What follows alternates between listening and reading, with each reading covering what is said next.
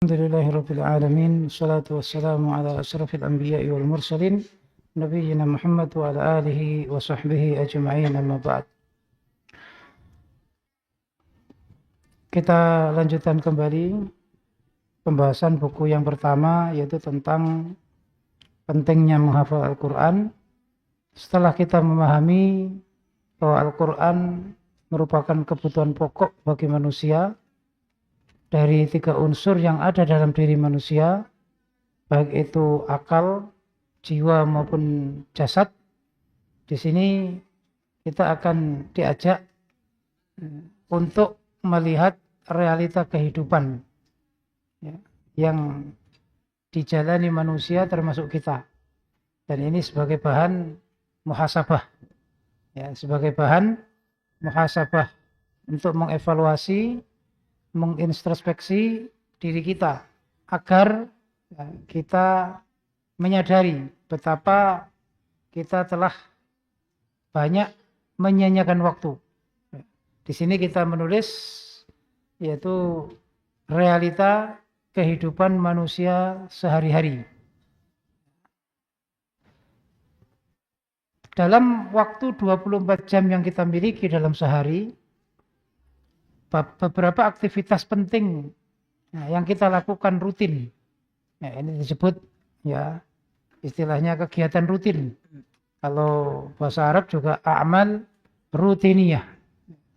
Kegiatan rutin yang berulang. Dan ternyata kita akan dibuat tercengang. Kita akan menyadari bahwa untuk ibadah itu sangat sedikit sekali. Sekarang kita mulai dari tidur. Tidur itu telah memakan waktu secara standar dalam sehari itu 6 jam. Terutama tidur malam. Kalau tidur siang itu mungkin cuma kadang setengah jam, kadang 1 jam. Namanya saja kalau bahasa Arab itu qailulah.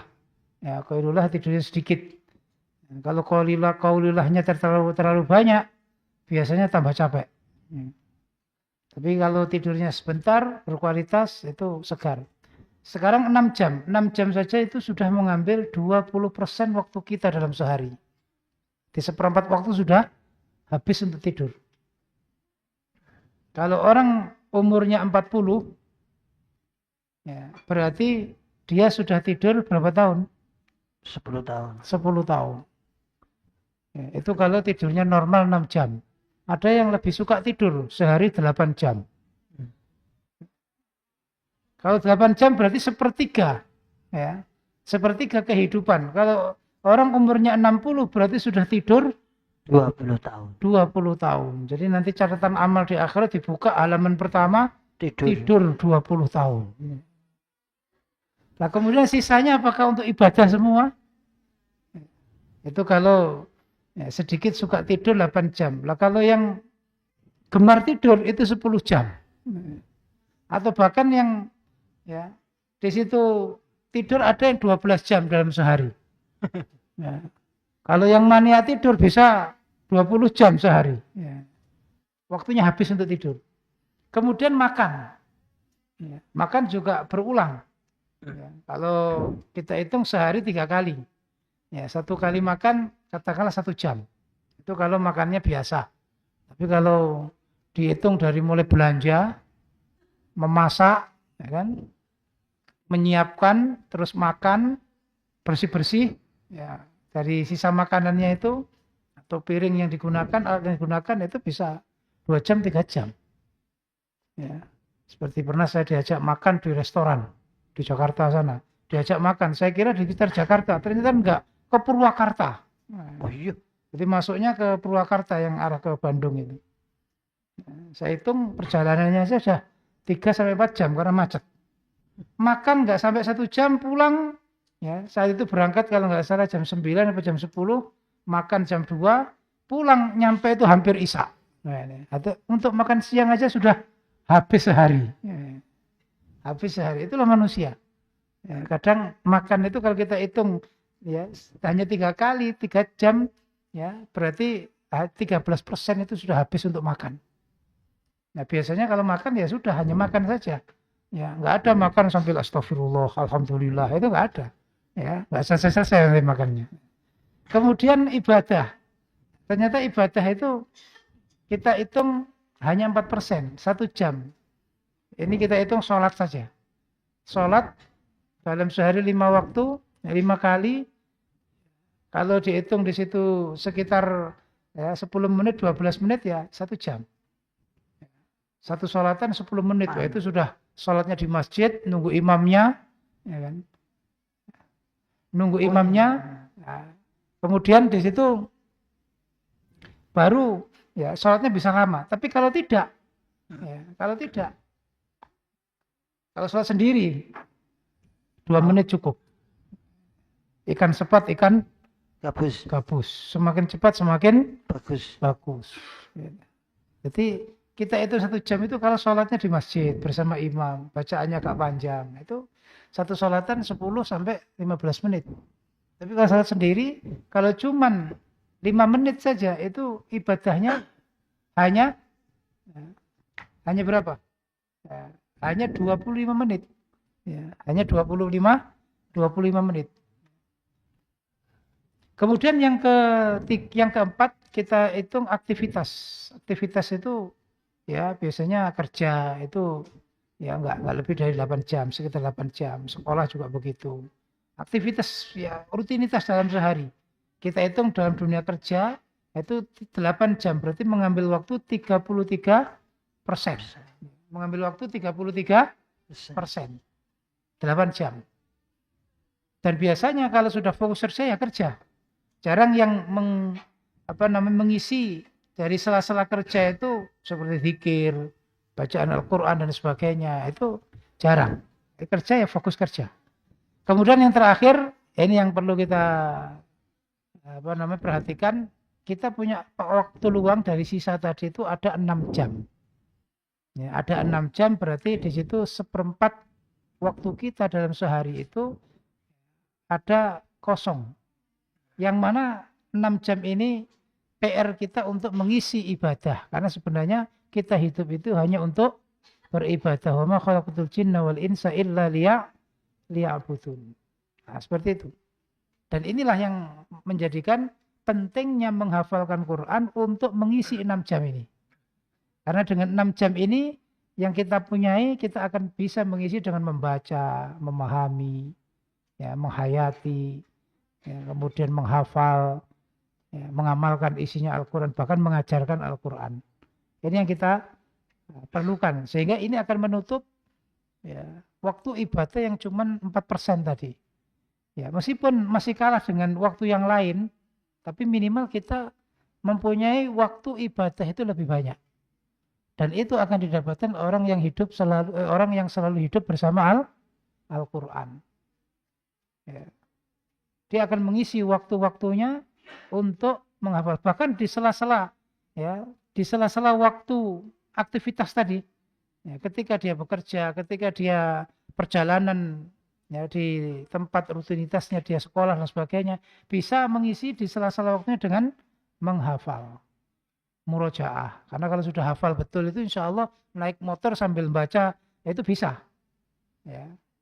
Naik motor ya hitungan mungkin 30 menit itu bisa membaca 1 juz. Ya, kalau hafalnya mungkin. Tapi kalau setengah-setengah jangan membaca, bahaya. Nah, nanti bisa ya waktunya belok nggak belok nanti. Ya. Karena nyari sinyal, ya, terusan ayatnya apa. Nah ini bahaya.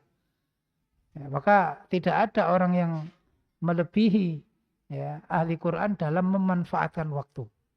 Ya, makanya ya, Rasulullah sendiri bahkan ya, dalam keadaan umumnya orang tidur sepertiga malam Nabi membaca ya, dalam sholatnya rakaat pertama aja surat Al-Baqarah. Ya. Kalau kita kan Qul huwallah, ya kan? Inna a'tayna. Nah, ini.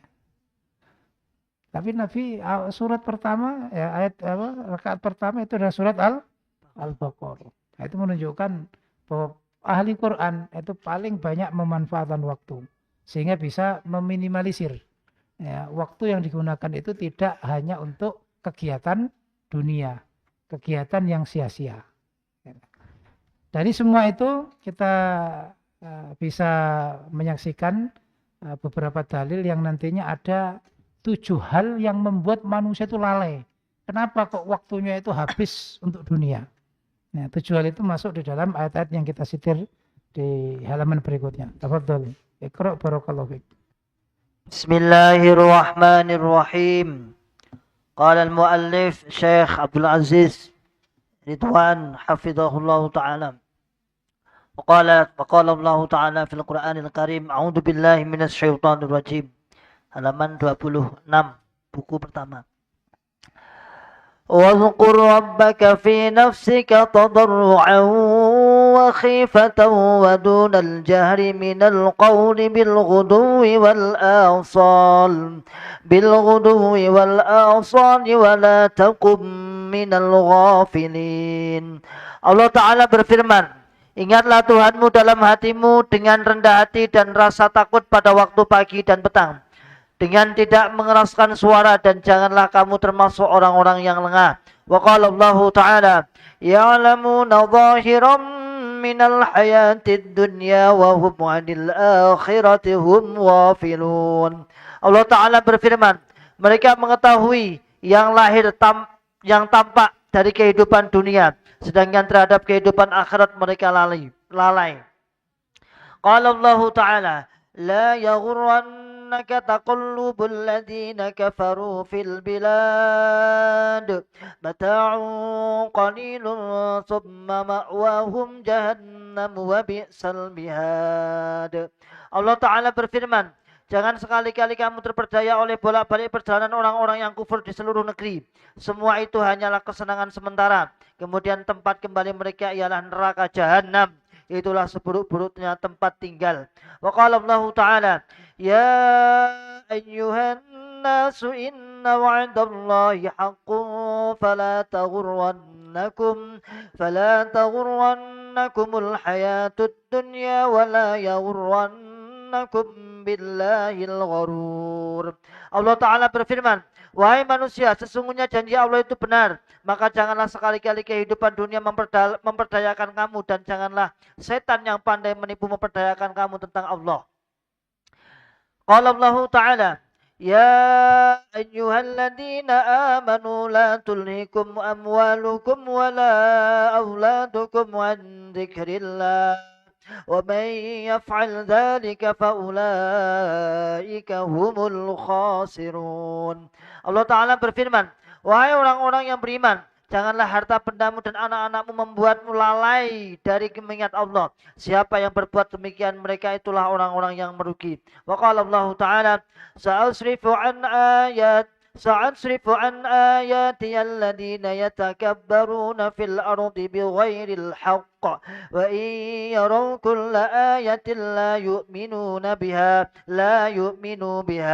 wa in yaraw sabilar rushdi la yattakhiduhu sabila wa in yaraw sabilal ghayyi yattakhiduhu sabila dzalika bi annahum kadzdzabu bi ayatina wa kanu 'anha ghafilin. Allah Ta'ala berfirman, aku akan memalingkan orang-orang yang menyombongkan diri di bumi tanpa alasan yang benar dari tanda-tanda kekuasaanku. Jika mereka melihat semua tanda-tanda itu, mereka tetap tidak mau beriman padanya. Jika mereka melihat jalan kebenaran, mereka tetap tidak mau menempuhnya. Sebaliknya, jika mereka melihat jalan kesesatan, mereka menempuhnya. Demikian itu adalah karena mereka mendustakan ayat-ayat kami dan mereka selalu lengah terhadapnya. Nah, seperti yang kita sampaikan tadi, di beberapa dalil yang baru saja dibaca, kita bisa memahami ada 7 hal yang membuat manusia itu lalai. Ya, yang membuat manusia itu lalai sehingga banyak menyia-nyiakan waktu.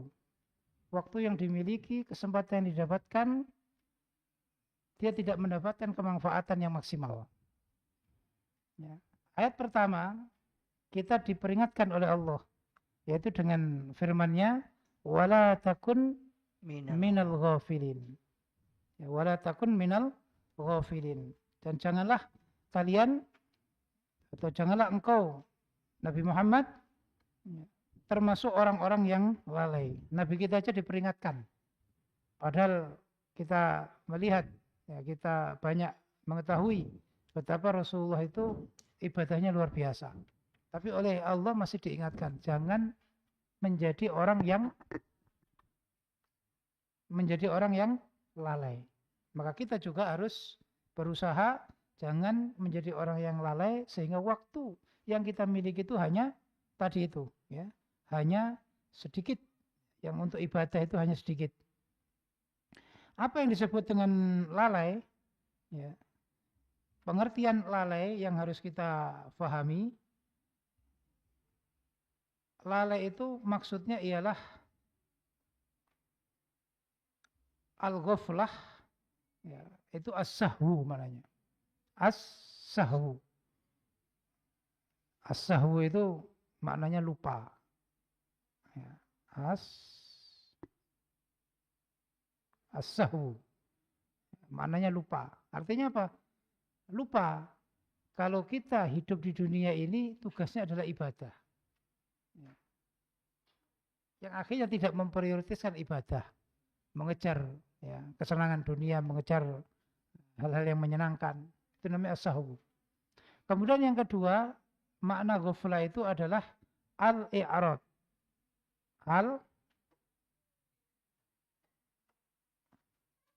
Al-i'rad, berpaling.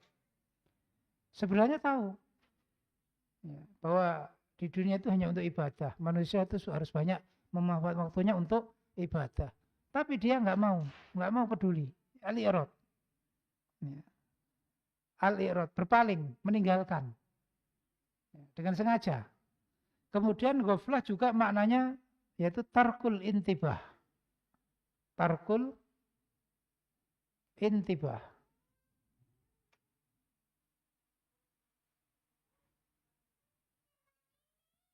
Tarkul intibah itu meninggalkan perhatian. Ya, meninggalkan perhatian. Kalau i'rad tadi sudah, ya, nggak memperhatikan. Kalau ini, ya, sedikit memperhatikan. Ya, banyak meninggalkan, banyak nggak peduli. Ya, sehingga urusan akhirat itu tidak dinomorsatukan. Itu namanya ghaflah. Maka di sini ayat tadi, wadhkur rabbaka fi nafsika tadarruan wa khufyah wa dunal jahr minal qawli bil ghudwi wal asal. Ibadah itu harus terus. Ya, pagi dan sore. Ya, baik secara terang-terangan maupun secara sembunyi. Ya, ketika bersama banyak orang ataupun sendirian. Ya. Sebab kalau tidak diteruskan secara terus-menerus, maka termasuk orang yang ghafilin. Termasuk orang yang ghafilin. Nah, kemudian ayat berikutnya, ya, termasuk orang yang ghafilin, yaitu ya'lamuna dhahiran minal hayatid dunya. Mereka hanya mengetahui ilmu-ilmu lahir dari kehidupan dunia. Artinya apa? Penyebab orang yang ghaflah, orang yang lalai itu adalah hanya mengejar ilmu dunia. Ya. Perhatiannya, konsennya itu hanya tentang ilmu keduniaan. Bagaimana hidup bisa sejahtera, bisa kaya raya, bisa mempunyai kehidupan yang mapan. Bagaimana masa depan itu masa depan yang cerah. Ya, masa depan dari arti masa depan dunianya. Ya. Dari mulai kecil, ya, yang difikirkan yaitu bagaimana hidup enak. Ya, tapi lupa mati enak. Ya, maksudnya husnul khotimah. Karena kehidupan yang hakiki itu kan setelah mati sebenarnya. Tapi konsennya orang itu, ya, mengejar ilmu dunia. Maka bisa kita lihat, ya, sekolah saja kalau dihitung dari mulai PAUD. Bahkan sebelum PAUD sekarang sudah ada. Yang masih bayi itu ada yang dititipkan. Ya. Untuk apa? Untuk juga dididik. Ya. Kemudian PAUD. PAUD aja setahun 2 tahun. Kemudian ada TK. Ya. Ada SD 6 tahun. SMP 3 tahun. SMA 3 tahun. 4 tahun nunggak. Ya. Kemudian kuliah S1 4 tahun. S2 2 tahun. Doktor 10 tahun. 7 tahun. 4S. 4S. 10 tahun. Artinya kalau kita hitung 25 tahun atau bahkan 30 habis untuk ilmu dunia. Ya, habis untuk ilmu dunia. Itu kalau, ya, umumnya orang atau kita lihat konsennya adalah ilmu dunia. Itulah penyebab. Ya. Ini yang pertama, penyebab yang pertama. Ya. Penyebab yang pertama yaitu mereka hanya konsen terhadap ilmu dunia. Wahum anil akhirati hum ghafilun. Enggak peduli ilmu akhirat. Ya. Banyak tempat-tempat tahfidz itu dirubah menjadi kursus-kursus bahasa. Ya. Bahasa-bahasa seperti bahasa Inggris, bahasa Prancis yang tujuannya adalah untuk ya, dunia. Sebenarnya nggak masalah belajar ilmu bahasa apapun untuk skill kemampuan berkomunikasi nggak masalah, apalagi untuk dakwah. Ya, tapi kalau sampai itu lebih diperhatikan daripada menghafal Al-Quran, memahami ilmu agama, ini masuk pada poin pertama ini. Yaitu penyebab terbesar seseorang lalai ya, dari urusan akhirat. Yang kedua, yaitu terseret dengan gaya hidupnya orang yang cinta dunia. La yaghurrannaka taqallubul ladzina kafaru fil bilad. Orang kafir itu style hidupnya adalah style hidup mencintai dunia. Makanya dalam surat Muhammad Allah menyatakan walladzina kafaru yatamatta'una wa ya'kuluna kama ta'kulul an'am. Ya, mereka itu senang-senang, mereka itu makan dan minum seperti hewan ternak. Yang di dalam pikiran mereka itu hanyalah kenikmatan. Hal itu tidak boleh menyeret orang iman ya, terhadap gaya hidupnya mengikuti mereka. Ya, riwariwinya, ya, taqallubul ladzina kafaru fil bilad itu riwariwinya mereka ngurusi dunia. Kita nggak boleh ya, ikut arus mereka. Kadang-kadang pakai pakaian yang sunnah, yang syar'i itu dianggap terbelakang, itu zaman dulu. Ya, harus mengikuti tren sekarang. Nah ini juga termasuk ya, mengikuti gaya ya, style hidupnya orang yang cinta dunia. Itu juga penyebab ghaflah. Akhirnya apa? Dalam pikirannya itu hanya dunia. Apalagi dengan gaya sekarang yang disebut hedonisme. Ya. Hai dunia, kalau orang Arab mengatakan gaya hai dunia, yaitu hedonisme, gaya hidup mewah. Ya, ingin serba semua itu serba mewah. Ya, apalagi dibantu dengan sekarang media sosial. Sebenarnya nggak mewah, tapi tampilannya di media sosial mewah. Mamerkan hartanya, mamerkan. Padahal mungkin itu harta bisa juga pinjaman. Hanya untuk tampilan. Naudzubillah. Kemudian yang ketiga, yang menjadi penyebab ghaflah, ya, yang ketiga yang menjadi penyebab ghaflah adalah fala taghurrannakumul hayatud dunya. Janganlah engkau tertipu dengan kehidupan dunia. Kalau tadi yang nomor berapa tadi? Yang nomor 2 itu adalah style ahli dunia, yaitu orang yang mencintai dunia. Kalau ini adalah jangan kita tertipu dengan glamornya dunia, hiruk pikuknya dunia, mewahnya dunia. Sehingga mempunyai ambisi itu hanya dunia, lupa dengan akhiratnya. Ya, dan ini bentuknya macam-macam. Ya, bisa dengan jabatan. Ya, kalau sekarang yang paling mempengaruhi generasi Gen Z ini adalah viral. Bagaimana jadi viral? Ya, uang nggak punya nggak masalah, yang penting terkenal. Ya, itu juga termasuk terhadap dunia itu. Ya, termasuk dunia. Maka dunia jangan sampai menipu kita. Kemudian yang keempat adalah wala yaghurrannakum billahil ghurur. Yang keempat. Ya, yaitu ghurur. Kita jangan sampai tertipu oleh ghurur. Ghurur itu penipu ulung. Siapakah dia? Setan, iblis. Ya. Bapak kita Nabi Adam dan ibu kita Ibu Hawa sudah terperdaya. Ya, padahal kalau nggak ikut rayuan iblis, nggak terpengaruh dengan iblis, di surga selamanya. Tapi karena ikut rayuan iblis, sehingga keluar dari surga, dikeluarkan dari surga. Maka itu jangan sampai ya, menimpa kita, terperdaya oleh setan.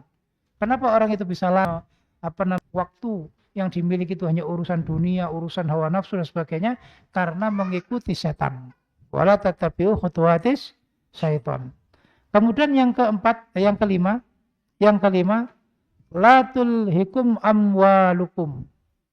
Yang kelima, orang yang lalai itu penyebabnya bisa karena harta, terobsesi dengan harta, ingin menjadi kaya raya, ingin mengumpulkan banyak harta. Ya.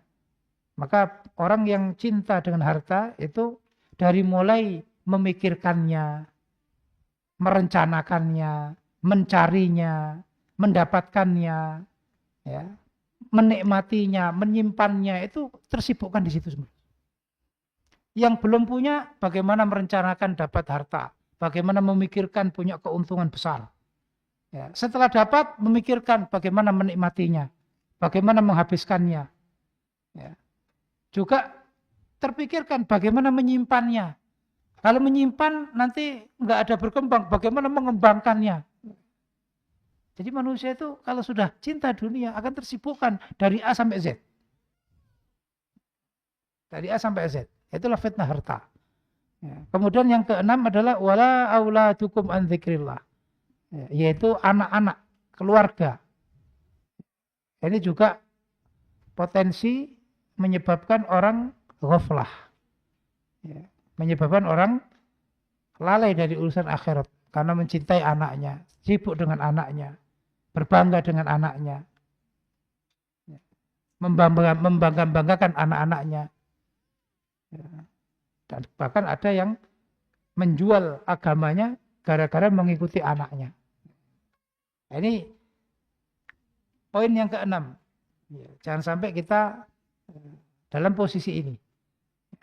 Kalau kita tidak hati-hati, ini tadi, wa may yaf'al dzalika fa ulaika humul khasirun. Dan yang terakhir, yang ketujuh, ya, yang menjadi penyebab orang itu lalai, ya, mengurusi ya, dunia, mengurusi hawa nafsunya, tidak perhatian dalam urusan akhirat, karena mereka itu sombong.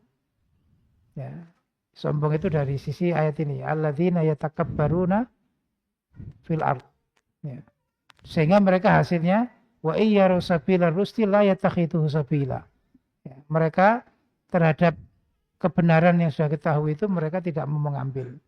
Ya. Kalau orang yang bodoh, orang yang nggak punya ilmu, ya mungkin bisa dimaklumi. Ya, meskipun itu salah. Ya, lebih parah lagi kalau dia sudah paham tapi dia menentang. Itulah kesombongan. Sehingga apa? Hari-harinya prakteknya ini. Mereka nggak iman, ada jalan baik nggak mau mengikuti, ada jalan jelek justru malu mengikuti. Ya. Sehingga Allah menyatakan wa kanu anha ghafilin. Mereka itu adalah orang-orang yang lupa dari ayatnya Allah. Jadi 7 hal itu harus kita jauhkan. Inilah bentuk Al-Quran menjaga diri kita agar kita itu membuat waktu itu maksimal untuk mencari ridhonya Allah. Untuk mencari pahala yang banyak, meninggikan derajat tinggi di surga. Walikulin darajat mimma amilu. Ini yang ya, poin kita tadi itu. Kenapa pentingnya menghafal Quran? Karena nanti kita akan bisa mengesampingkan menjauhi 7 macam tadi itu. Dengan terus membaca, memahami, menghayati, menghafalkan, kita akan jauh dari ya, sibuk dengan harta, sibuk dengan dunia, mengikuti setan. Nggak akan mungkin, setan jauh dari diri kita. Ya. Kemudian poin berikutnya, setelah kita tahu realita kehidupan begitu, maka kita harus berpegang teguh dengan Al-Quran. Karena Quran itu konsep yang paripurna, yang lengkap. Cuman, ya, untuk mendapatkan manfaat Al-Quran, manisnya Al-Quran, keberkahan Al-Quran, itu ada caranya. Di sini kita tulis 7 tahapan mengambil manfaat Al-Quran. Yang disebut menghafal sehingga hidup dengan Quran, itu nggak lepas dari 7 poin ini. Ya, yaitu istima', mendengarkan. Selalu mendengarkan Quran. Yang kedua, tilawah, ya, membaca Al-Quran. Yang ketiga, tafahum, selalu memahami isinya. Yang keempat, tahaffuz, ya, selalu berusaha menghafal. Yang kelima, tadabbur, ya, menghayati. Menghayati itu tidak hanya paham maknanya, tapi juga merealisasikan ayat itu dalam kehidupan. Itu namanya tadabbur. Mentadbiq, tadbiq itu mengamalkan isinya, dan yang ketujuh adalah ta'alim, mengajarkan. Nah, 7 hal ini kita perinci dalilnya satu persatu. Tafadhal, barakallahu fiik. Pertama, mendengar. Qala Allah Ta'ala, wa idza quri'al Qur'anu fastami'u lahu wa وأنصتوا لعلكم ترحمون. Allah Ta'ala berfirman, jika dibacakan Al-Quran, dengarkanlah dengan seksama dan diamlah agar kamu dirahmati. 2. Membaca. Qala Allah Ta'ala, Innal ladhina yatluna kitaballahi wa aqamus salata wa anfaqu mimma razaqnahum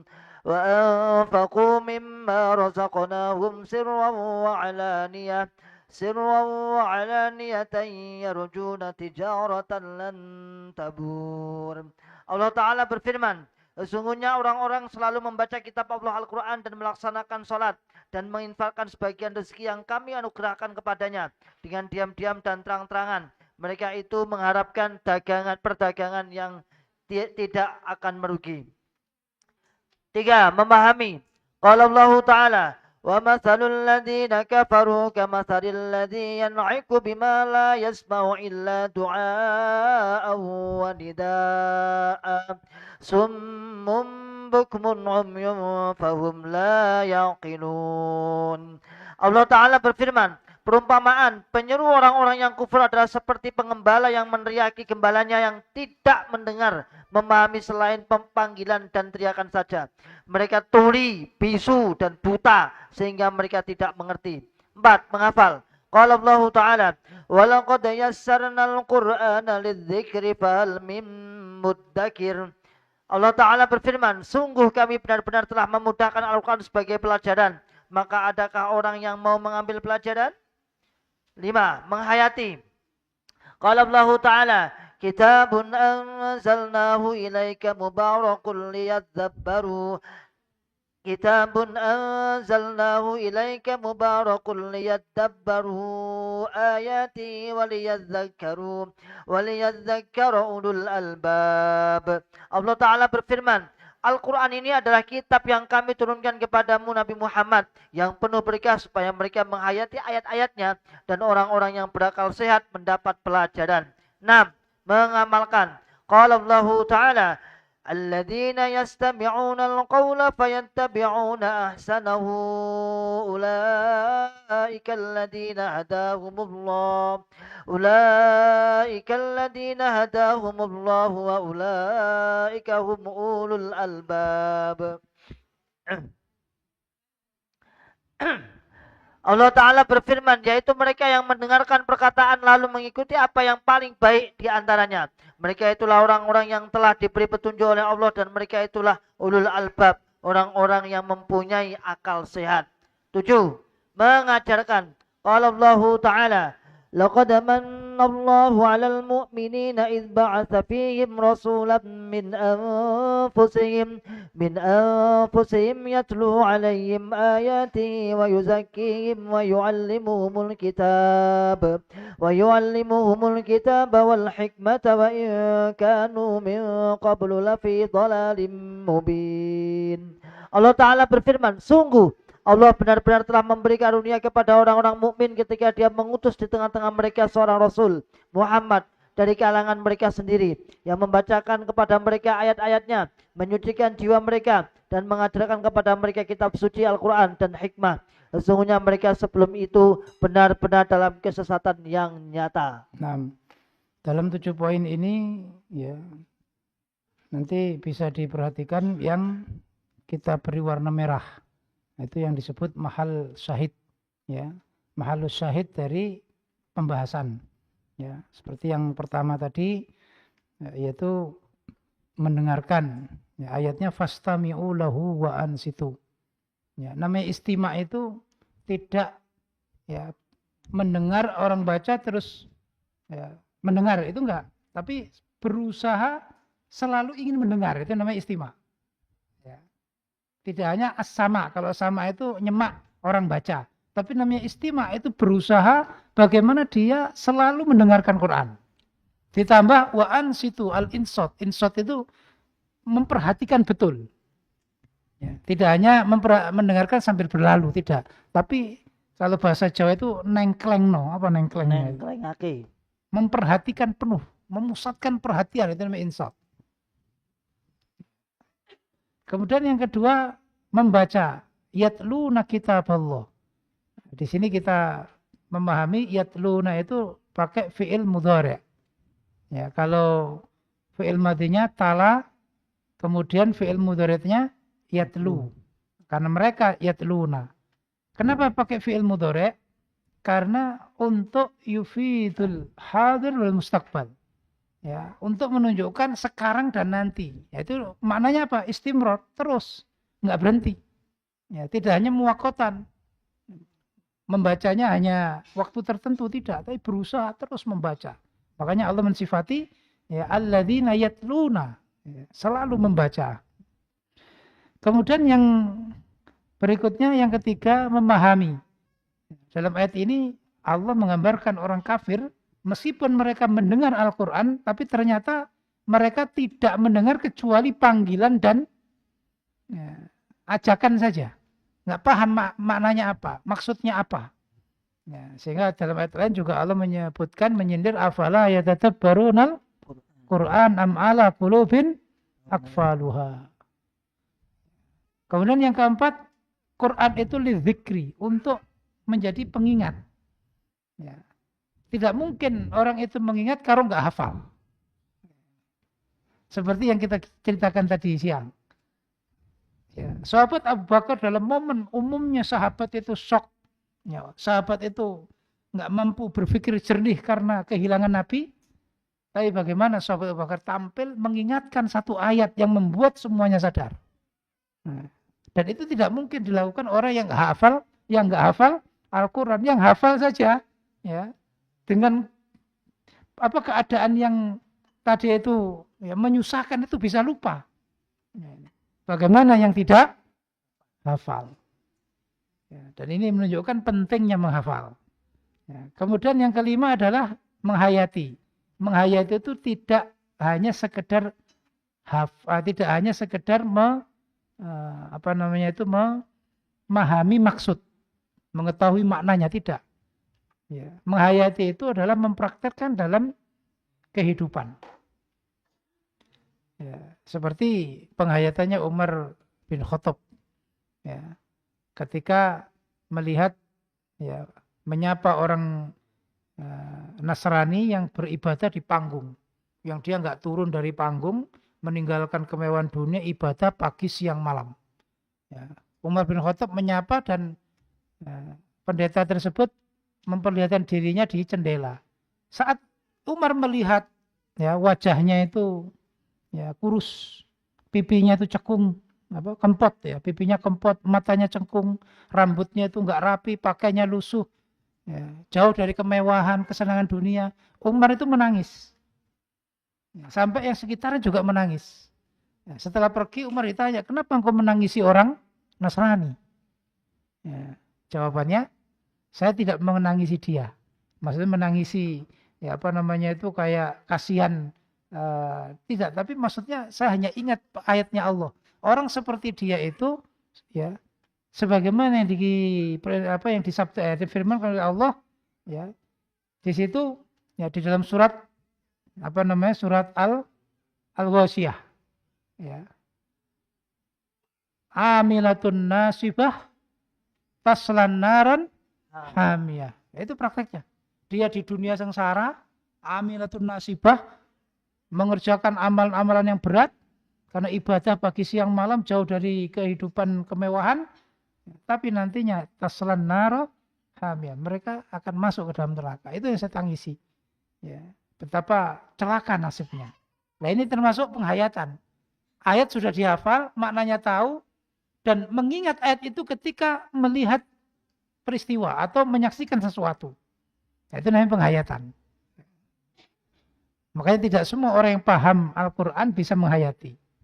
Ya, maka disebut al-fahmu, ya, al-fahmu, ya, babul tadabbur. Kepahaman, memahami makna itu adalah pintu untuk bisa menghayati. Kalau enggak, bagaimana bisa menghayati? Kemudian yang keenam adalah mengamalkan. Fayattabi'una ahsanah. Fayattabi'una ahsanah, yaitu mengikuti yang terbaik. Ya, seperti ketika orang itu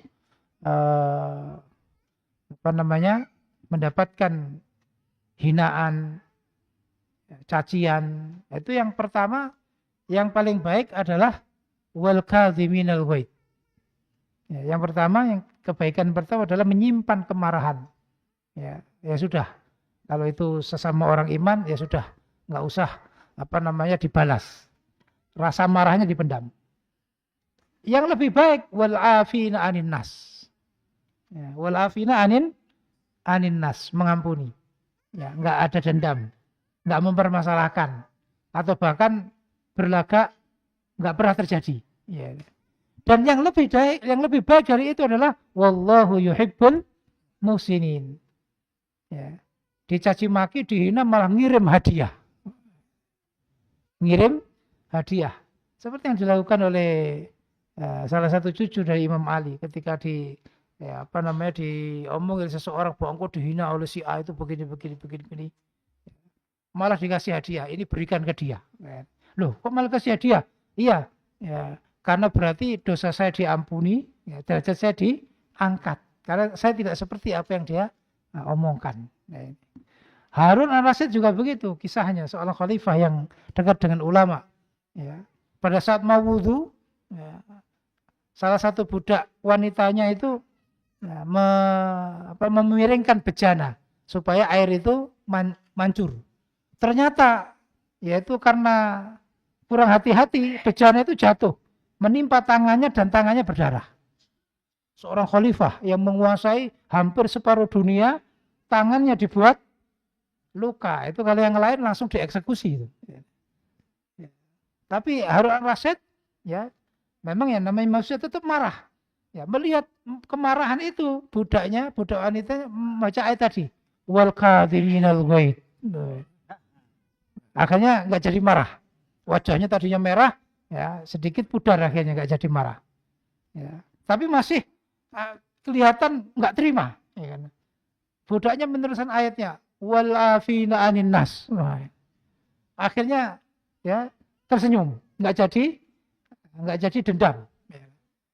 Setelah tersenyum, baca lagi terusannya, wallahu yuhibbul muhsinin. Ya sudah, dimerdekakan. Nah, ya, itu trik ya, supaya ya, mendapatkan keuntungan. Tapi itu ya dikisahkan itu nyata. Ya, itu nyata. Maka itulah orang iman itu harus mengikuti yang terbaik. Dan yang ketujuh adalah mengajarkan. Nah, di sini tugasnya Nabi kalau dalam ayat ini, nah, itu ada 3 kali. Kita hitung. Yang pertama adalah yatluna alaihim ayatihi. Ya. Membacakan ayat. Membacakan ayat itu ya memahamkannya, ya, kemudian memprogram untuk bagaimana juga dihafal. Kemudian yang ketiga adalah wa yuzakihim. Yuzakihim itu memberi keterangan yang nyata, yang jelas agar bersih terutama dari syirik. Dan berikutnya dari sifat-sifat yang jelek. Jadi tidak hanya membacakan tapi menuntun, memberi trik, memberi resep-resep bagaimana mempunyai sifat yang baik dan menjauhi sifat yang jelek. Kemudian yang ketiga adalah wa yu'allimuhumul kitab wal hikmah. Yaitu mengajarkan Quran dan hadis. Ya. Nomor 1, nomor 2, kemudian nomor 3. Mengajarkan Al-Quran dan hadis. Artinya apa? Memahamkan isinya. Ya, tidak hanya sekedar tahu maknanya, tapi maksudnya apa harus disampaikan. Itulah mengajarkan. Nah, kemudian dalam konteks pentingnya menghafal, kita lihat gambar yang sebelumnya. Yang tadi, ya, 7 tadi. Ya, gambar sebelumnya. Kenapa Al-Quran itu, ya menghafal Al-Quran itu sangat penting. Karena dengan kita menghafal dari 7 ini kan nomor 4 ini. Ya, ini yang di tengah. Kenapa? Para penghafal Quran itu, ya, atau menghafal Quran itu sangat penting dalam mengambil manfaat Al-Quran. Karena ahli Quran yang menghafal Quran itu akan lebih maksimal mendengarkan. Ya. Jadi ahli Quran dalam mendengarkan itu pasti lebih banyak. Karena dia menghafal terus. Namanya menghafal, ya minimal dia mendengarkan apa yang dibaca. Juga mendengarkan temannya, apalagi dalam beberapa program tahfidz itu ya, banyak yang menerapkan namanya istihfadz, ya, bitsunai atau tahaffudz bitsunai, menghafal dengan partner, dengan cara partnership. Jadi satu sama lain saling menyimak, saling membenarkan. Ya, dalam satu hari dia menghafal berdua. Ya, pasti banyak mendengar. Orang yang paling banyak mendengarkan Al-Quran adalah orang yang menghafal. Termasuk poin kedua, orang yang paling banyak membaca juga yang hafal Al-Quran. Yang ketiga, orang yang banyak memahami juga ahli Quran. Karena tidak mungkin dia bisa paham kalau dia bisa hafal kalau belum memahami. Seperti yang kita sampaikan, al-fahmu thariqul hifzi. Begitu juga yang kelima. Ya. Yang kelima, orang yang paling banyak bisa maksimal menghayati itu adalah yang hafal Al-Quran. Ya, yang hafal Al-Quran ini. Ya. Kemudian yang paling banyak mengamalkan juga otomatis. Karena mengingat semua yang diperintahkan dalam Al-Quran. Semua kebaikan dalam Al-Quran. Ya. Dan yang terakhir, yang ketujuh, ya, yang paling banyak mengajarkan otomatis orang yang banyak hafal Al-Quran. Makanya Nabi target semua sahabatnya ya, menghafal. Ya. Sehingga tampillah para ahli Quran di kalangan sahabat. Kemudian para sahabat juga mendidik para tabi'in, ya, Quran itu dihafal. Ya, 10 ayat dihafalkan, maknanya juga dipahami, ya, menghayati dan mengamalkan. Baru nambah 10 ayat lagi. Nah, ini yang disebut pentingnya menghafal. Karena apa? Langkah yang paling maksimal untuk mengambil manfaat Al-Quran ya menghafal itu. Bisa dipahami? Baik. Berikutnya, manfaat hidangan Al-Quran. Ya. Ilmu dan pengetahuan akan menghasilkan ketepatan dan kualitas dalam berpikir. Karena Quran sumbernya ilmu. Sumbernya ilmu pengetahuan. Maka siapa yang bisa memahami atau menghafalkan Al-Quran, maka dalam berpikir dia akan tepat dan kualitasnya akan lebih baik. Makanya banyak ilmuwan-ilmuwan yang mencetuskan hal-hal yang baru yang menjadi pedoman ya saat modern ini, itu adalah ilmuwan yang mereka dari kecil sudah hafal Al-Quran.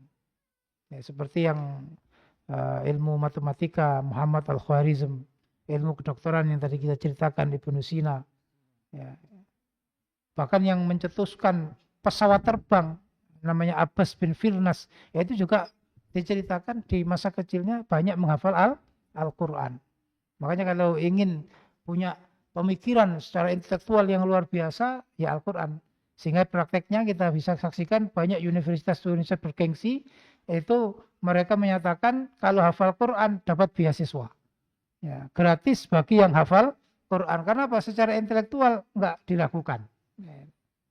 Kemudian yang kedua, Quran itu adalah zikir, menghasilkan rahmat dan hidayah, sehingga apa? Hasilnya kehidupan itu selalu dalam sakinah, wa tuma'ninah. Ya, tenang, bersahaja. Ya, hidupnya tidak penuh dengan keresahan, tidak ada ketakutan, ya, tidak ada pesimis dalam hidupnya. Hidupnya akan dijamin dengan ketenangan. Karena apa? Quran itu sumbernya ketenangan. Karena Quran adalah ibadah. Quran itu zikir kepada Allah. Ala bizikrillah tatma'innul qulub. Kemudian secara fisik, Quran itu memberi kekuatan dan kemampuan. Ya, al-quwwah wal malakah. Ya, malakah itu skill, kemampuan. Sehingga apa? Dengan itu akan memenuhi kebutuhan jasmaninya. Ya, bisa mencari ma'isyah, ya, rezeki, sehingga bisa memenuhi kebutuhan hariannya. Inilah ya orang yang hidup dengan Al-Quran. Kemudian dalam ilustrasi ini ya, keseimbangan dalam hidup, yaitu kita ada hidup dunia dan agama, ya, atau bisa disebut duniawi dan ukhrawi. Nah, dan ini akan seimbang kalau jasmani kita tercukupi, kemudian secara secara jiwa kita itu tenang, ya, itu bukan tenan ya, tenang. Tulisannya kalau di bukunya benar, ini di filenya yang kurang. Tenang dan bersahaja, artinya tumakninah. Kemudian ketepatan dan kualitas dalam berpikir. Nah, kualitas dalam berpikir, itu bukunya sudah benar. Ketepatan dan kualitas berpikir. Artinya kalau ingin kita mempunyai pikiran tepat dan hebat, Ya, tidak lain harus hidup dengan Al-Quran. Kesimpulan terakhir, tafadhol.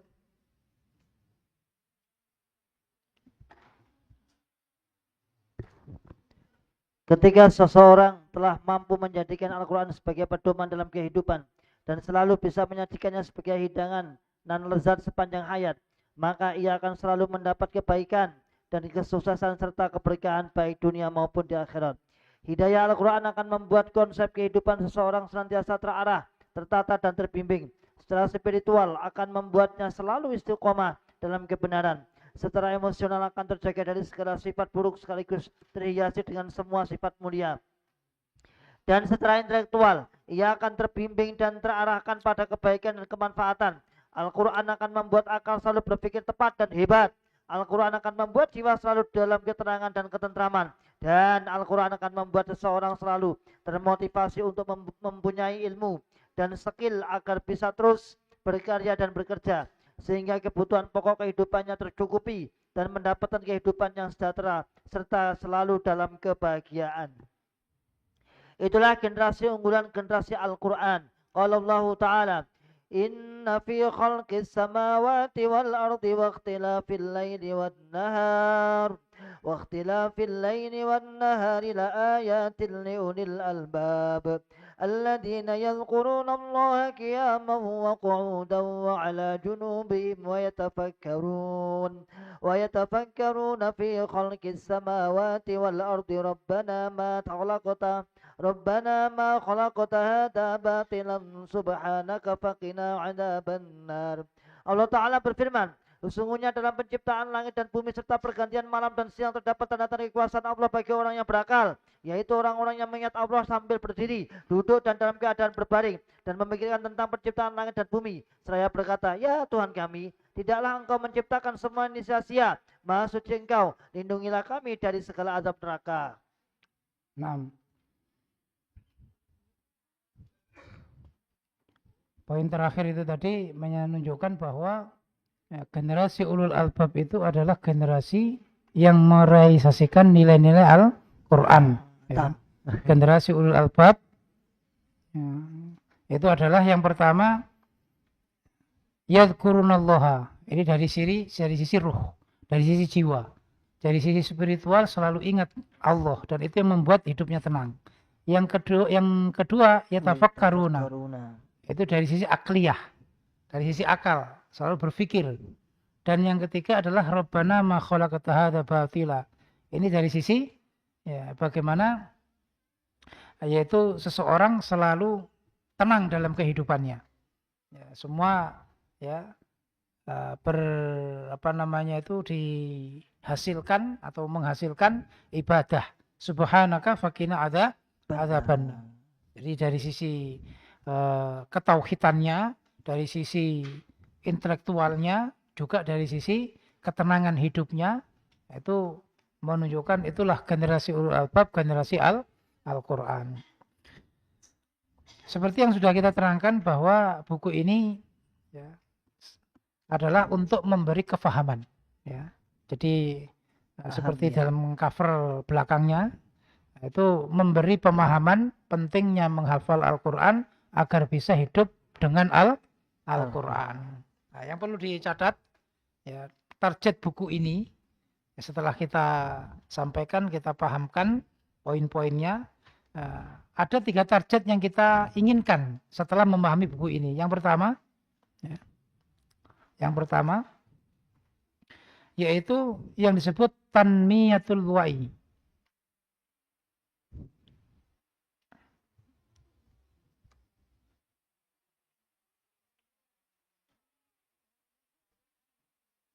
Tanmiyatul wa'i. Tanmiyatul wa'i itu maksudnya adalah menumbuhkan kesadaran. Jadi dalil-dalil yang kita urai tadi dari awal sampai akhir, pengertian-pengertian, ilustrasi-ilustrasi, ini supaya wujud kesadaran. Ya. Pentingnya menghafal. Karena banyak orang itu nggak sadar. Tahu Quran itu luar biasa, tapi nggak menyadari betapa pentingnya menghafal Al-Quran. Ya, terutama ya, saat masih muda, saat masih belia. Makanya sahabat Abu Hurairah mengatakan, "Man akhadhal Qur'an wa huwa syabun ikhtalata bidamihi wa lahmihi." Siapa yang mengambil Al-Qur'an, yang menghafal Qur'an saat masih muda, maka Qur'an akan mampu bercampur dengan darah dan dagingnya. Artinya pasti bisa menjiwai. Ya. Makanya kenapa anak-anak itu meskipun mungkin belum paham isinya, tapi diajak menghafal Al-Quran. Karena nanti berpotensi menghafal itu lebih paham. Ya. Lebih dalam daripada orang yang tidak hafal. Karena menggabungkan ayat dengan ayat, dia mampu, kan sudah hafal. Yang kedua, tujuan buku ini yang kita maksud atau yang kita harapkan ada yang namanya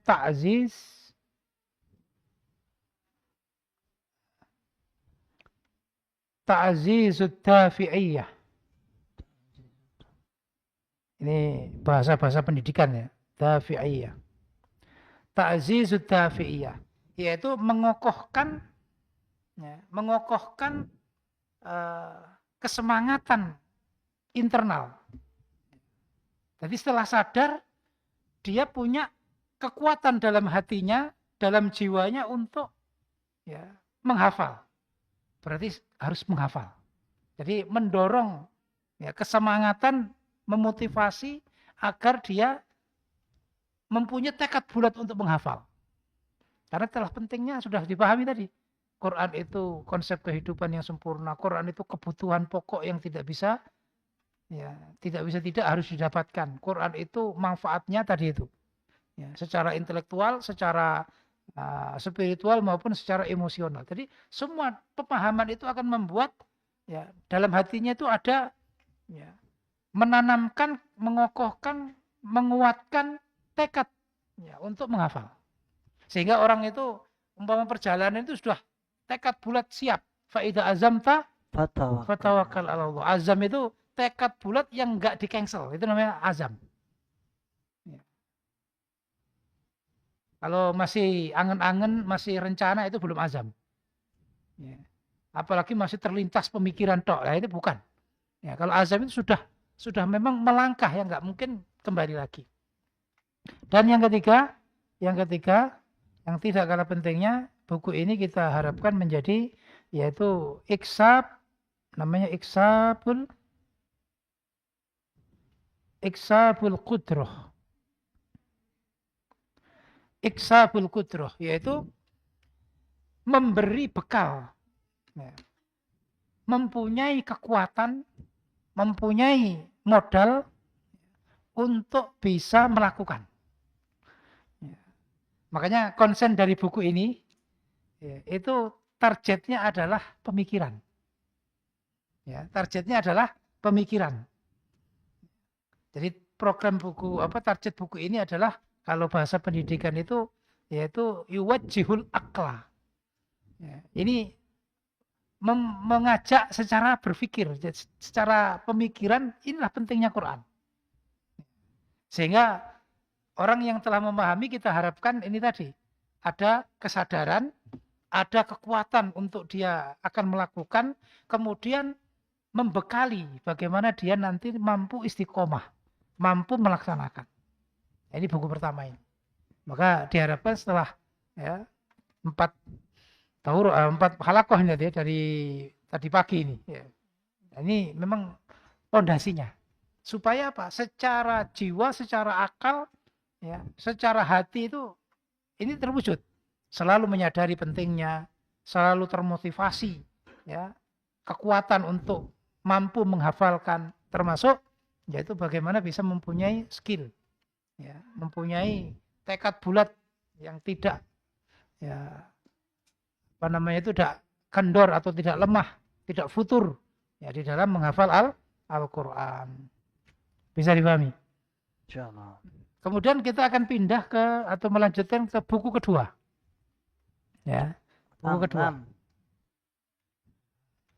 Khatam. Buku kedua ini melu pisane khatam itu. Kita usaha hari ini khatam 2 buku. Makanya nanti sampai jam 12 kurang lah insya Allah. Nggak tahu kurangnya berapa jam maksudnya.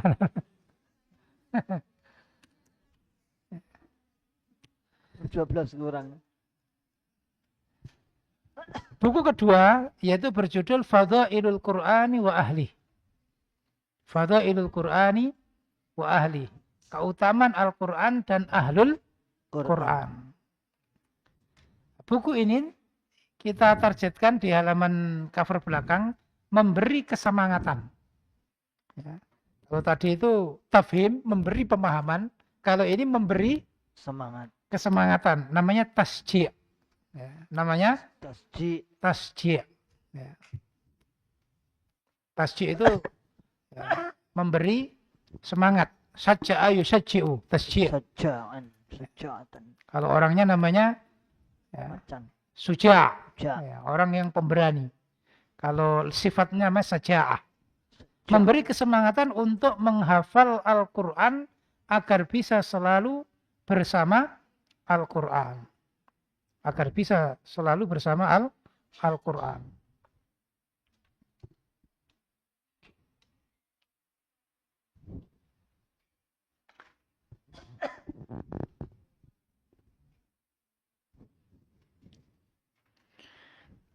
Yang perlu dicatat dari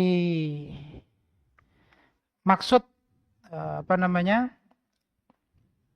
buku yang kedua ini, kalau tadi sudah kita tuliskan 3,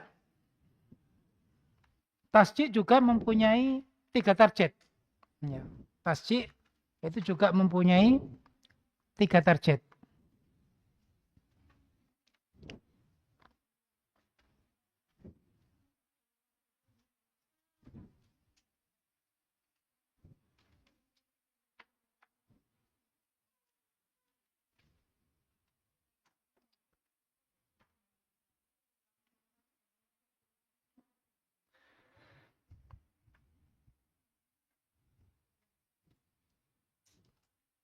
Saya cari filenya Fadhailnya dulu.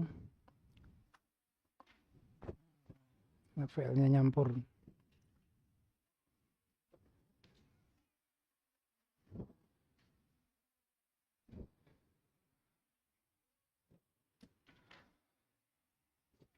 Tidak target itu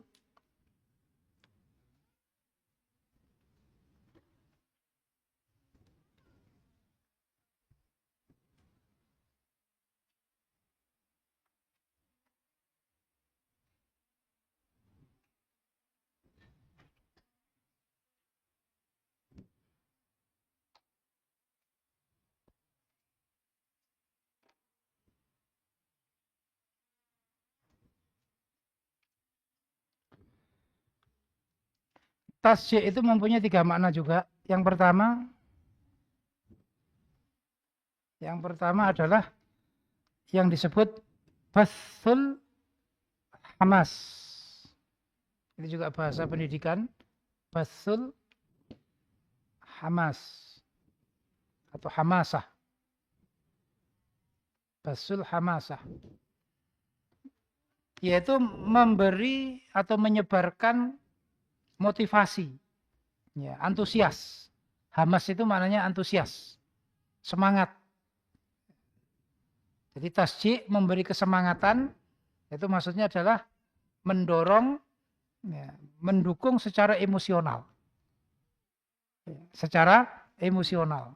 Karena kalau emosional itu hubungannya dengan gerak. Kalau tadi kan memberi kesadaran, memberi kesemangatan dari sisi pemikiran. Nah, kalau ini dari sisi emosional berarti apa? Supaya bergerak, supaya ada action. Yang kedua, selain basul hamasah, yaitu raf'ul ma'nawiyat namanya. Raf'ul ma'nawiyat.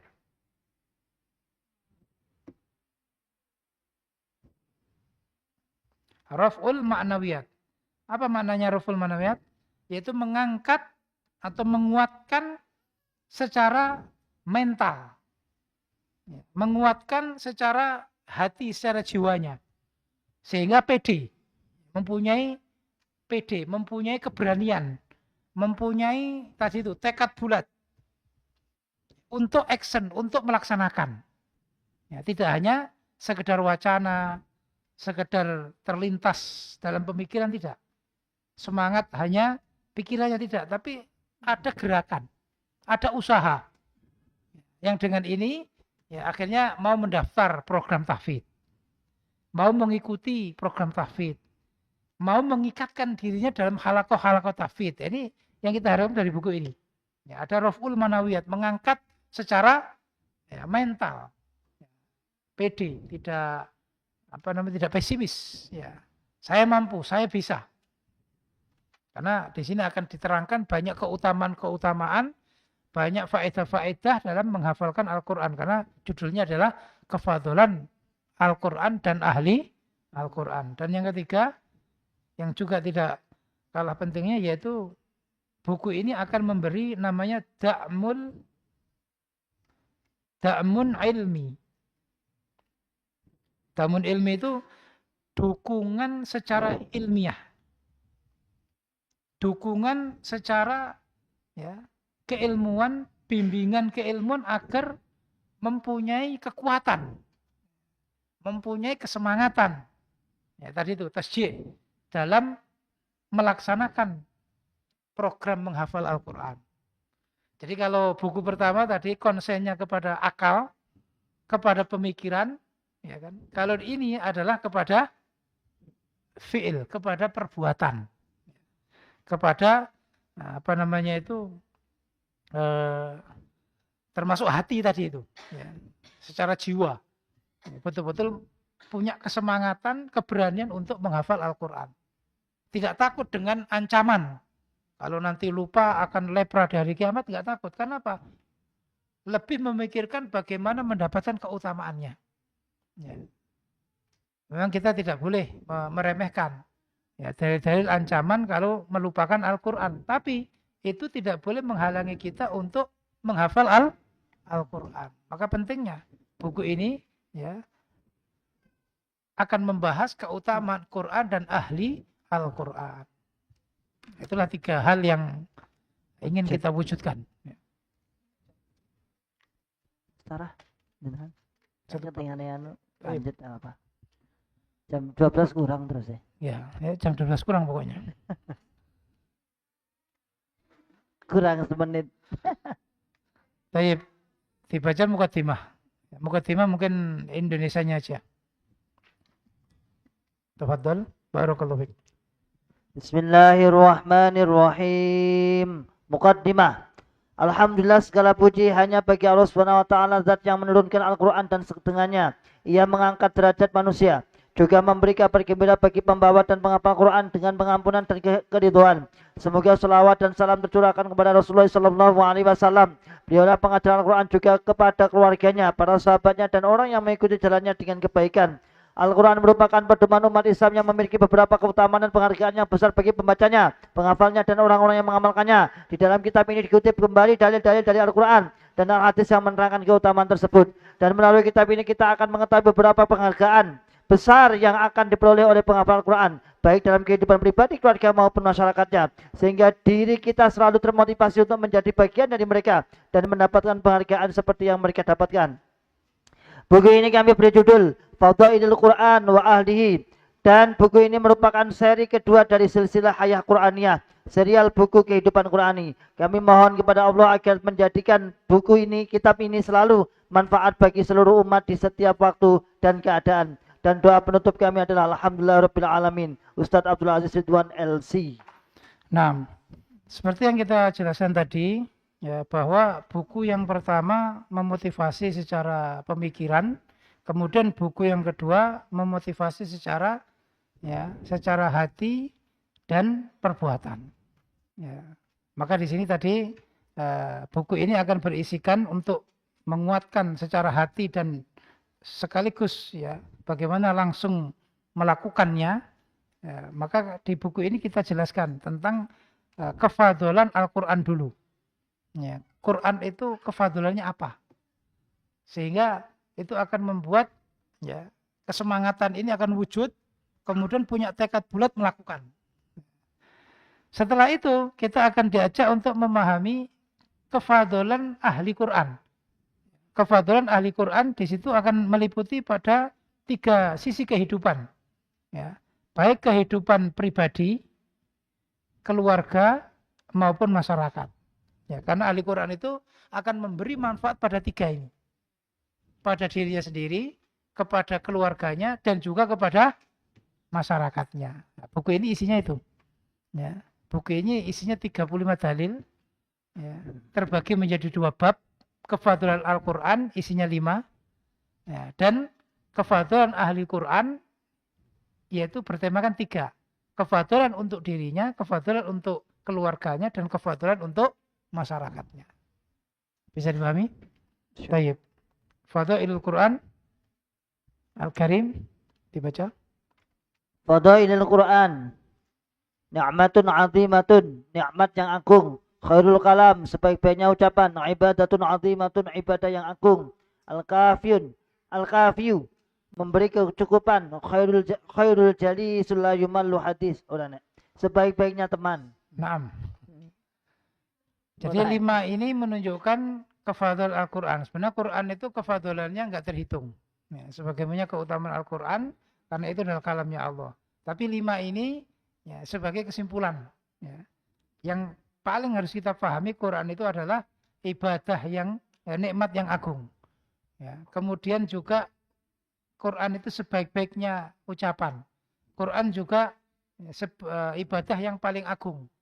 Ya, ibadah yang nilainya paling tinggi, yang paling banyak pahalanya, yang paling banyak mendekatkan seseorang pada hambanya, pada Tuhannya, itu adalah Al-Quran. Juga Quran itu adalah Al-Kafi. Ya, Al-Kafi itu yang mencukupi semua kebutuhan manusia. Dan yang kelima yaitu khairul jalis. Sebaik-baiknya teman. Teman yang tidak membosankan. Teman yang tidak pernah mengkhianati. Bahkan teman yang akan membela kita di hari kiamat. Nah, itulah Al-Quran.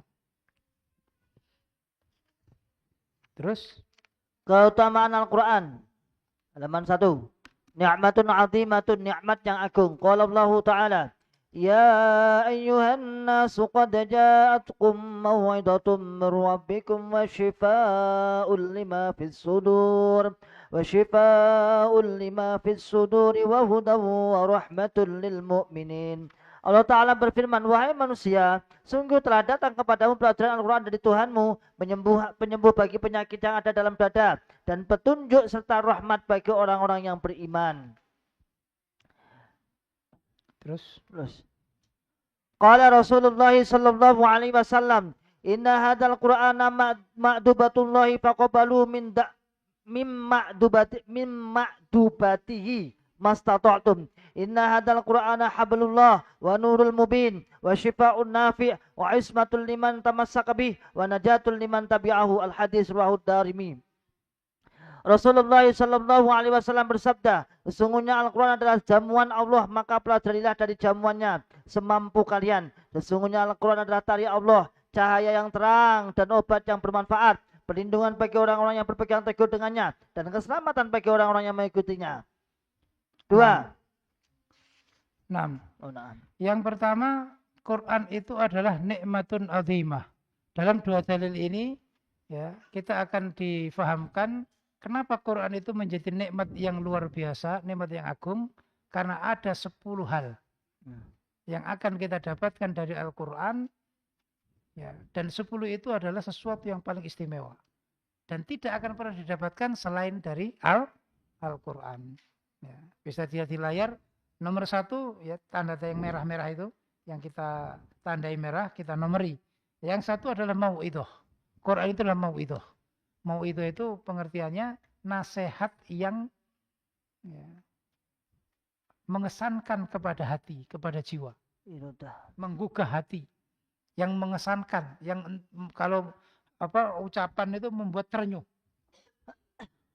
Itu mau'idhah namanya. Makanya kalau kita tidak pernah menangis saat membaca atau mendengarkan Al-Quran, maka supaya menangisi dirinya. Kenapa nggak bisa menangis? Kenapa nggak bisa menangis? Karena Quran itu mau itu. Kalau kita belum pernah terharu ya, mendengarkan Al-Quran, berarti hati kita keras. Yang kedua, Quran itu syifa. Seperti yang kita jelaskan. Syifa lima fis sudur. Tidak hanya obat jiwa, tapi juga obat fisik. Yang ketiga, hudan, petunjuk. Petunjuk di sini bukan hanya petunjuk ya, mengetahui yang benar, tapi juga taufik. Ya, ahli Quran itu akan diberi taufik, pertolongan dari Allah untuk melakukan kebaikan. Itu kalau betul-betul ahli Quran. Ya. Maka tidak ada ahli Quran yang tidak mengamalkan isinya. Karena kalau ahli Quran yang sejati, ya pasti akan mengamalkan isinya. Dan itulah bentuk taufik dari Allah. Karena hidayah itu tidak hanya sekedar tahu, tapi harus melakukan. Yang keempat, rahmat. Ya, seperti yang pengertian sudah kita sampaikan. Mendapat kasih sayangnya Allah, kelembutannya Allah, kebaikan dari Allah. Kemudian berikutnya yang kelima, ma'dubatullah. Quran itu hidangan lengkap. Ma'dubah itu, ya kalau orang Arab mengatakan ma'dubah, itu adalah prasmanan. Ya, hidangan yang penuh. Hidangan yang beraneka ragam, yang bervariasi.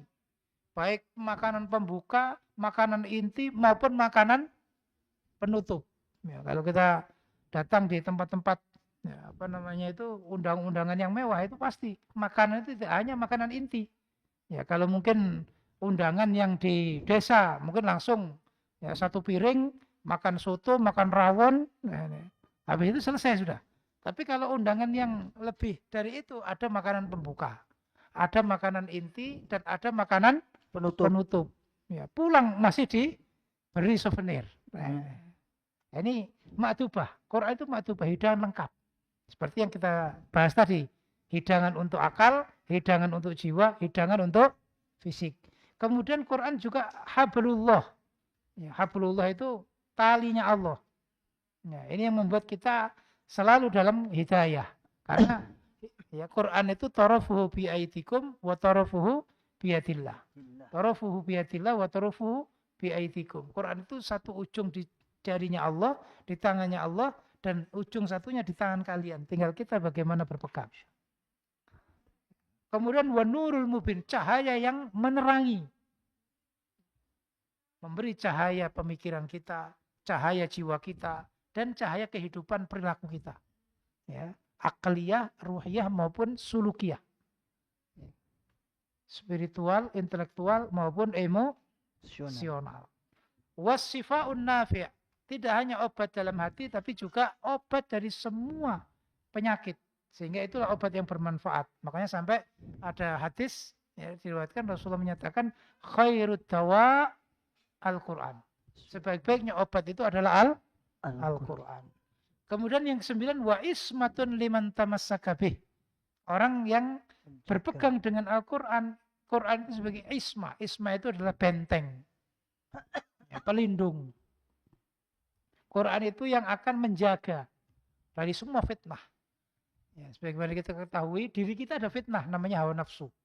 Inna nafsa la'amaratun bisu. Quran akan jaga. Hawa nafsu tidak akan pernah menyeret kita. Kita juga punya musuh yang namanya setan. Inna syaitana aduwwun fattakhidhuhu aduwwa. Inna syaitana lakum aduwwun fattakhidhuhu aduwwa. Setan itu musuh kita. Maka setan akan Quran akan menjaga ya, dari serangan setan. Kita juga punya musuh dari manusia, yaitu orang kafir. Yang selalu mentarget kita. Juga musuh orang munafik. Juga musuh orang iman yang membenci, yang selalu dengki. Itu juga sama. Quran akan menjaga diri kita. Dan yang terakhir, wa najatun liman tabi'ah. Ya, penyelamat bagi orang yang mengikuti. Selamat dunia dan akhirat. Sebagaimana doa kita, Rabbana atina fid dunya hasanah wa fil akhirati hasanah wa qina adzabannar. Baik. 2. Khairul kalam. Sebaik-baiknya ucapan. Qala Allah Ta'ala. Allahu nazzala ahsanal haditsi kitaban mutasyabihan mathaniya تقشعر منه جلود الذين يخشون ربهم ثم تلين جلودهم وقلوبهم إلى ذكر الله ذلك هدى الله يهدي به من يشاء ومن يضلل الله فما له من هاد. Allah Ta'ala berfirman, Aku telah menurunkan perkataan yang paling baik, yaitu Al-Quran yang serupa ayat-ayatnya lagi berulang-ulang. Gemetar karenanya kulit orang-orang yang takut kepada Tuhannya. Kemudian menjadi tenang kulit dan hati mereka ketika mengingat Allah. Itulah petunjuk Allah. Dengan kitab itu dia memberi petunjuk kepada siapa yang dia dikehendaki. Dan barang siapa yang dibiarkan sesat oleh Allah, maka tidak ada seorang pun yang dapat memberi petunjuk. Qala Rasulullah sallallahu alaihi wasallam, wa fadlu kalamillahi ala sayyidil kalam, ka fadlillahi ala khalqihi, rawahu Tirmidzi. Rasulullah sallallahu alaihi wasallam bersabda, dan keutamaan kalamullah Al-Qur'an dari seluruh kalam adalah seperti keutamaan Allah mengalahkan seluruh makhluknya. Nah, poin ini sebagian sudah kita terangkan di Ahamiyah, ya, bahwa Quran itu sebaik-baiknya ucapan, artinya sebaik-baiknya ilmu, sebaik-baiknya pembahasan, sebaiknya topik pembicaraan, ya, sebaik-baiknya tema pembahasan itu adalah Al-Quran. Karena akan meliputi semua aspek kehidupan kita. Ya. Dari sisi unsur tadi, akal, jiwa, fisik, Quran membahas. Kemudian dari sisi tema agama, tema keilmuan, ya, masuk kepada akidah, ibadah, muamalah, akhlak, dan adab. Kan sudah kita jelaskan. Dari keindahan bahasa tidak ada yang mampu menyaingi bahasa Al-Quran. Dari kebenaran nggak ada yang menyaingi Al-Quran. Karena Quran ketika berbicara menerangkan masa lalu itu sudah terjadi. Dan sudah memang betul terjadi. Quran membicarakan masa depan itu pasti terjadi. Itu yang disebut ahsanul hadis. Ya. Atau apa namanya ahsanul qasas. Kemudian hadis yang kedua, hadis bahwa keutamaan Al-Quran mengalahkan semua kitab syariat Al-Quran itu seperti keutamaan Allah sebagai Khalik mengalahkan semua makhluk. Maka sepantasnya, ya, dalam pendidikan itu diawali dengan menghafal Al-Quran. Karena ada ucapan sekarang dari orang liberal, ya, orang-orang liberal mengatakan Quran itu nggak perlu dihafal. Karena Quran itu yang penting paham isinya. Adapun mencari ayat sekarang sudah bisa lewat aplikasi. Ya, bisa lewat ChatGPT. Tulis lafadznya akan keluar di mana saja ayat itu atau kalimat itu di surat apa, di ayat berapa ada semua. Maka kenapa repot-repot dihafal? Ya.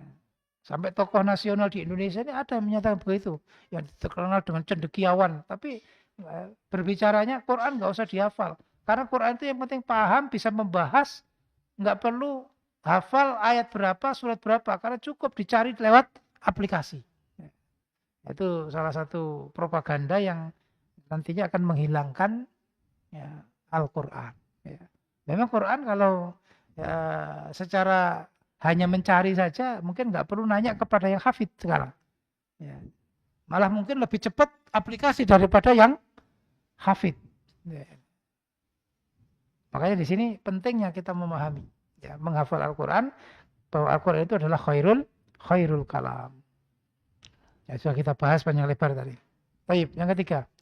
Yang ketiga, ibadatun azimatun.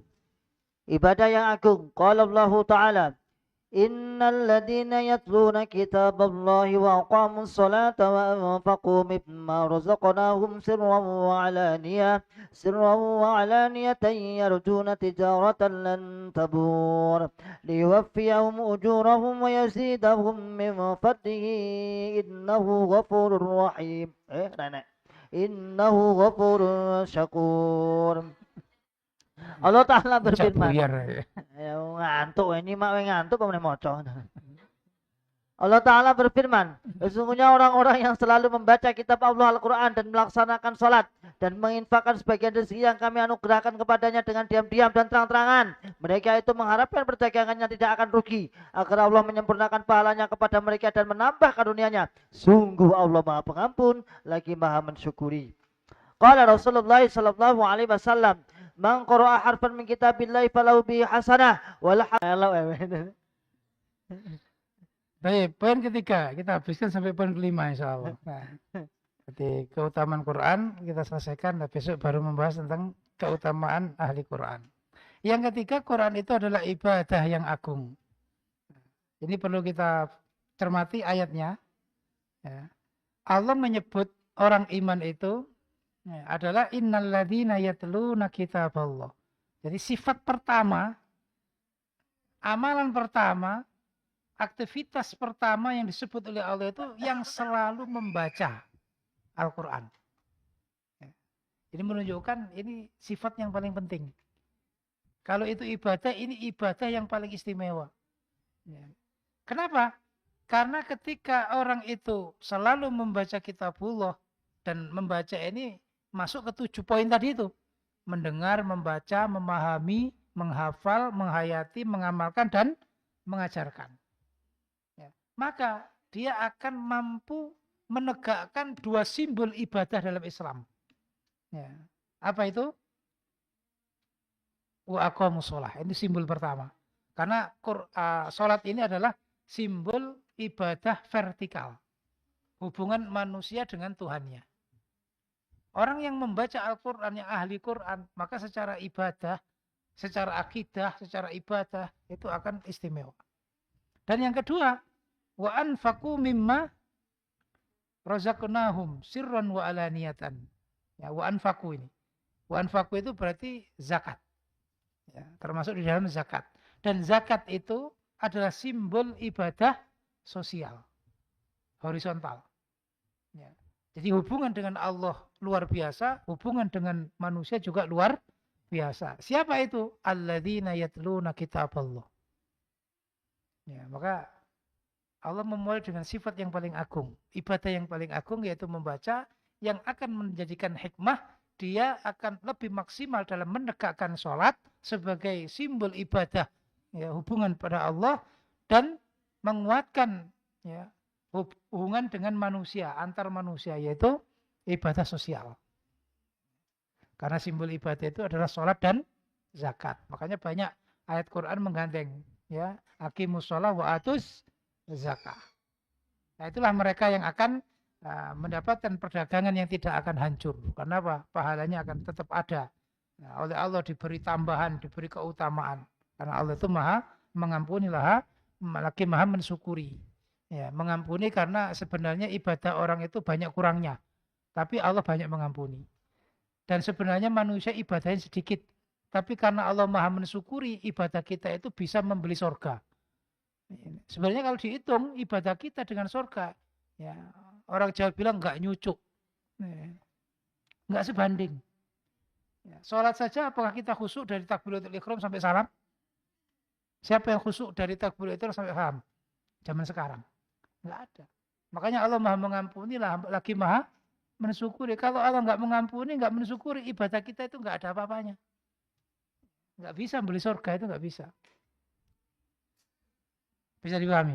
Kemudian yang dalil kedua, selain, ya, itu adalah sifat utama, ibadah utama, juga menunjukkan membaca Quran itu satu huruf, satu kebaikan. Dan satu kebaikan dilipatkan menjadi 10. Man ja'a bil hasanati falahu asyru amsalihha. Maka penghafal Quran pahalanya yang paling banyak. Secara kedudukan ibadahnya paling agung, secara hasil, ya, ahli Quran itu banyak menghasilkan, lebih banyak menghasilkan pahala. Karena satu huruf, satu kebaikan. Dilipatkan 10. Berarti bismillah, ya, 19 huruf apa 18 huruf, itu sudah 190 kebaikan. Baik. Berikutnya yang keempat. Nomor 4. Al-Kafi. Memberi kecukupan. Qala Allah Ta'ala, وهذا كتاب أنزلناه مبارك فاتبعوه واتقوا لعلكم ترحمون. Allah Ta'ala berfirman, dan ini adalah kitab Al-Quran yang kami turunkan dengan penuh berkah. Ikutilah dan bertakwalah agar kamu mendapat rahmat. Qala Rasulullah sallallahu alaihi wasallam, qala Rabbu azza wa jalla, man syaghalahu al-Qur'anu wa dzikri an mas'alati a'taituhu afdala ma u'tiyas sa'ilin. Rawahu Tirmidzi. Rasulullah sallallahu alaihi wasallam bersabda, Rabb azza wa jalla berfirman, barang siapa disibukkan oleh Al-Qur'an dan berzikir kepadaku untuk memohon kepadaku, maka aku akan memberikan kepadanya sesuatu terbaik dari yang aku berikan kepada orang-orang yang memohon. Nah, Quran itu adalah yang memberi kecukupan, artinya memenuhi apa yang dibutuhkan manusia. Memberi apa yang diinginkan. Quran disebut Al-Kafi, ya, Karena di sini Allah menyatakan Quran itu mubarak. Nah, ini juga sudah kita bahas di pembahasan buku pertama. Namanya barokah itu adalah kebaikan yang banyak dan kemanfaatan yang banyak. Dan dalam kehidupan, pasti yang kita inginkan adalah kebaikan. Apalagi kita orang iman. Kita tidak hanya memikirkan banyaknya, ya, tingginya, luasnya itu tidak. Tapi kita menginginkan keberkahan. Karena kalau sudah berkah, meskipun sedikit itu mencukupi. Seperti Nabi pada saat perang Khandaq, Nabi diundang oleh salah satu sahabatnya makan hanya untuk 5 porsi. 4 porsi, 5 porsi. Tapi Nabi ternyata berteriak. Ya ahlal Khandaq. Ya, aina Abu Talhah yasna'u lakum ta'am fahayya halan bikum. Abu Talhah telah membuat makanan untuk kalian. Mari kita bareng-bareng ke sana. Padahal yang buat Khandaq, membuat parit itu orangnya 1000 orang. Makanannya cuman 5 orang. 5 orang. Tapi Nabi pesan, makanan jangan diangkat dari periuk, dari kompor. Supaya tetap di atas kompor. Dan nanti diambil. Kemudian Nabi memerintah 10 orang makan, keluar, ganti 10 orang, sampai 1000 orang kenyang semua. Dan masih sisa untuk Abu Talhah, tuan rumah. Nah ini berkah namanya. Maka tidak ada yang kita inginkan kecuali keberkahan. Dan keberkahan itu ada di dalam Al-Quran. Makanya Quran itu mencukupi. Kemudian jaminan kedua, dalil-dalil kedua, bahwa Quran itu mencukupi ialah Allah berjanji. Ya, dalam hadits qudsi. Siapa yang tersibukkan dengan Al-Quran dan zikir kepadaku sampai enggak sempat berdoa minta. Yang lain minta macam-macam. Minta rumah, minta mobil, minta harta, minta kedudukan. Ya. Ada yang enggak pernah minta karena sibuk mengulang-ulang Al-Quran. Maka justru Allah menjamin. A'taituhu afdhala ma'u'tiyas sa'ilin. Dia akan aku beri semua yang paling istimewa yang telah kuberikan pada orang yang minta. Enggak minta tapi malah diberi lebih istimewa daripada yang meminta. Karena orang kalau pemikirannya itu biasa, yang diminta itu yang remeh-remeh. Ya. Yang diminta itu malah yang nikmat-nikmat yang terbatas. Ya. Umpama ingin rumah itu malah nyebut rumahnya, rumah yang tipe sekian, pagernya begini, bentuknya begini, nanti yang sesuai dengan pikirannya. Padahal ya mungkin rezekinya lebih dari itu, tapi karena mintanya jadi seperti itu, hanya itu yang diberi itu aja. Ya. Nah, kalau ahli Quran karena nggak sempat minta, tapi banyak mengulang-ulang Al-Quran dan banyak zikir, maka Allah memberi lebih baiknya sesuatu yang telah diberikan Allah pada orang-orang yang minta. Ya, inilah jaminan. Ya. Jaminan kehidupan dunia dan akhirat. Terakhir, khairul jalis, sebaik-baiknya teman. Qala Allah Ta'ala, inna hadzal Qur'ana yahdi lillati hiya aqwam wa yubashshirul mu'minina alladhina ya'maluna as-salihati anna lahum ajran kabira. Allah Ta'ala berfirman, sungguh Al-Quran ini memberi petunjuk ke jalan yang paling lurus dan memberi kabar gembira kepada orang mukmin yang mengerjakan kebajikan, bahwa mereka akan mendapat pahala yang besar. Qala Rasulullah sallallahu alaihi wasallam, Al-Qur'anu syafi'un musyaffa' wa mahillun musaddaq, man ja'alahu amamahu qadahu ilal jannah wa man ja'alahu khalfahu saqahu ilal nar. Rawahu Tabrani. Rasulullah sallallahu alaihi wasallam bersabda, Al-Quran adalah pemberi syafaat yang syafaatnya diterima dan sebagai penuntut yang tuntutannya dibenarkan. Siapa saja yang menjadikan Al-Quran di depannya, maka ia akan membawanya ke surga. Dan siapa saja meletakkan di belakang, ia akan mencampakkannya ke dalam neraka. Nah, Quran disebut teman yang terbaik karena akan memberi 5 hal. Ya, 5 hal ini bukti bahwa Quran itu teman yang terbaik. Yang pertama, selalu menunjukkan jalan yang lebih lurus. Ya, apakah ada teman yang lebih baik daripada teman yang selalu mengajak pada jalan yang benar? Ya tidak ada. Yaitulah Quran. Khairul ashab man tadulluka alal khair. Sebaik-baiknya teman itu adalah orang yang menunjukkanmu pada kebaikan. Dan itu adalah Al-Quran. Yahdi lillati hiya aqwam. Yang kedua, yubasyirul mu'minin. Quran itu selalu membuat gembira orang iman. Menghibur orang iman. Selalu ya, bagaimana mengajak orang iman untuk bergembira.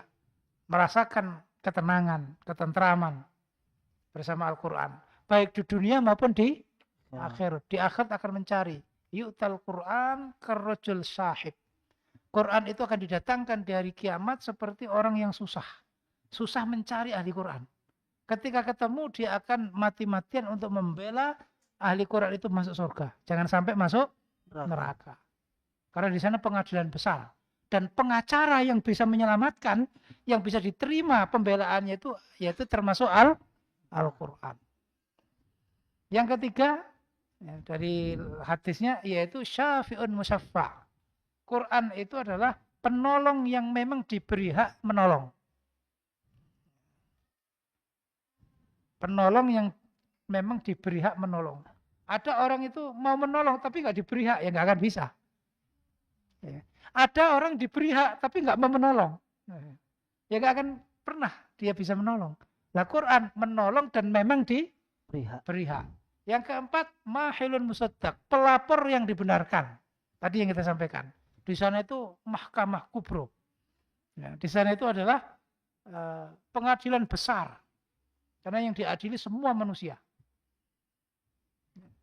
Pelapor yang dibenarkan laporannya untuk membela ya, agar masuk surga itu Al-Quran. Mahilun musaddaq.